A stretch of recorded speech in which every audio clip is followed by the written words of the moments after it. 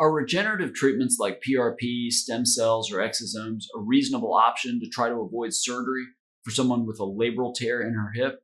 My name is Dr. David Geier, triple board certified orthopedic surgeon, sports medicine specialist, and anti-aging and regenerative medicine expert. I help you feel, look, and perform your best regardless of age or injury.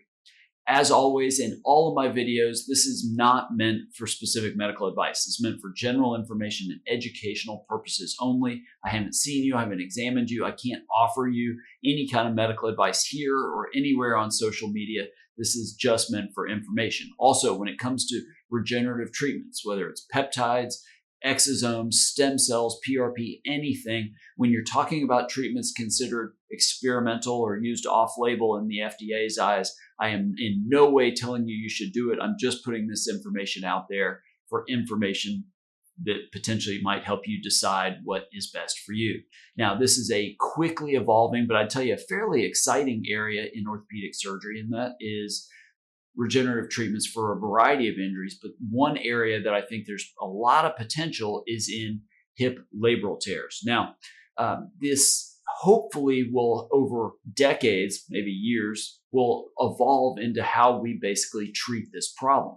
Ultimately, the goal with all regenerative treatments is to decrease pain, improve function, restore function, and hopefully do that without involving surgery. Now, let's talk about real quickly what a labral tear is. The labrum, the cartilage bumper along the socket of the hip, and it provides stability and cushioning of the hip. It's a seal for joint fluid.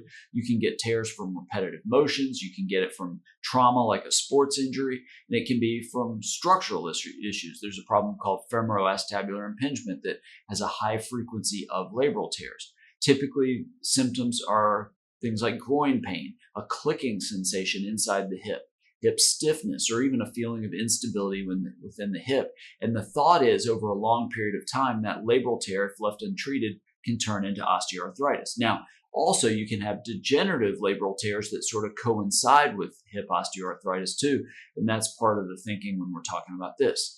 Generally, with most things in orthopedics, and definitely with a hip labral tear, we start with conservative or non-surgical treatments. Things like rest, things like physical therapy, strengthen the muscles that surround the joint, anti-inflammatory medications, occasionally steroid injections into the hip. And then when it gets to be more severe, we talk about arthroscopic or occasionally open surgery, depending on the nature of the tear and any other problems. But that, at least as it pertains to the labrum, involves debriding or trimming out the torn part of the labrum, or repairing the labrum, basically sewing it together with stitches or reattaching it with stitches and anchors. That's typically the gold standard, but we're talking about a surgery which is invasive and has risks, but also a very long recovery time, and not everybody returns to their pre-injury level, especially when we're talking about sports. So the thought with regenerative treatment is maybe we can help people avoid surgery, an alternative to surgery, or maybe it's to help people speed their recovery from surgery and have better success rates. The idea is basically harness the body's own healing potential, repair the labral tissue rather than treatments that just mask the symptoms like the steroid injection. Probably the most commonly used regenerative treatment for a hip labral tear would be platelet-rich plasma, or PRP. I've talked about this in a number of other videos. You draw blood from the patient, take that syringe, put it in a centrifuge, spin off the red blood cells, you concentrate the platelets, concentrate the growth factors, inject them directly into the hip joint, directly around the tear, trying to reduce inflammation, regenerate the labral tissue, improve blood flow of the tissue around the labrum, and try to get it to heal. The studies that have been done, looking at them either done after surgery or for mild labral tears, improved pain, better function at long-term follow-ups. Now, whether that would be enough to help you potentially avoid surgery, especially for certain types of tears, probably not. But it may get the pain better, get your function better. So it is potentially an option. Another area, probably more advanced and a little further past the PRP, are the stem cell treatments, getting mesenchymal stem cells from your bone marrow or from your adipose tissue or fat, basically using those cells. Hope they differentiate into the labral cartilage tissue, again, reduce inflammation, and trying to get that labrum to heal itself. BMAC, the bone marrow aspirate concentrate, is one variety of that type of stem cell treatment, harvesting stem cells from your pelvis, your iliac crest, injecting them directly into the hip. The data is early. There aren't a lot of great long-term studies, but may help tears heal non-surgically, at least in certain cases. There have been a number of other different things tried, like hyaluronic acid. May be okay for cartilage health, but we don't have a lot of data. Exosomes would be like mesenchymal stem cells, maybe without the cells. In theory, maybe a little bit safer, but again, not something we have a lot of data on. The potential benefits are huge. If you can get the labrum to heal without surgery, maybe you slow or prevent the development of osteoarthritis.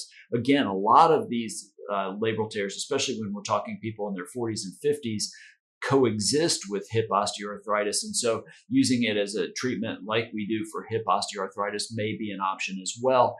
More probably improving pain, improving function more so than trying to get the hip joint the way it was when you're 18. But again, potentially that might allow you to do the activities you want to do without surgery. You also could consider these regenerative treatments as an adjunct to surgery to try to get that labral tissue to heal faster, heal better, heal stronger, and maybe help you get back to sports, exercise, whatever it is, a little bit faster. Again, we need more studies. We need longer term data. We need studies against controls and a variety of other things. But I do feel like this is a very exciting avenue. Again, please remember the FDA considers most of these treatments experimental. Insurance doesn't cover them, so you're paying out of pocket. And so they may not be right for everybody. But somebody with an early labral tear, maybe before the development of osteoarthritis, this potentially could be something worth talking to your hip surgeon about and see if it's something right for you. Now, I have written an entire ebook on regenerative treatments, a variety of regenerative and even non-regenerative treatments for a lot of different orthopedic injuries. It's called the Arthritis Solution, but it's not just about arthritis. You can get that completely free by clicking the link in the description under this video. If you have an orthopedic injury and you want to hear about options other than surgery or other than cortisone shots, you can also click that link, fill out the contact form, enter the information in the description under that contact form, and learn more about scheduling an appointment to see me. I'd love to hear your experience with your injury. Leave those in the comments below. Just understand, if you leave a question in the comments, I can't offer you medical advice, but I might answer your question in a future video. Make sure to subscribe to this channel, click the bell to be notified when I release a new video, and when I start my Ask Dr. Geier live shows. Thanks for watching, and I look forward to helping you feel, look, and perform better than ever.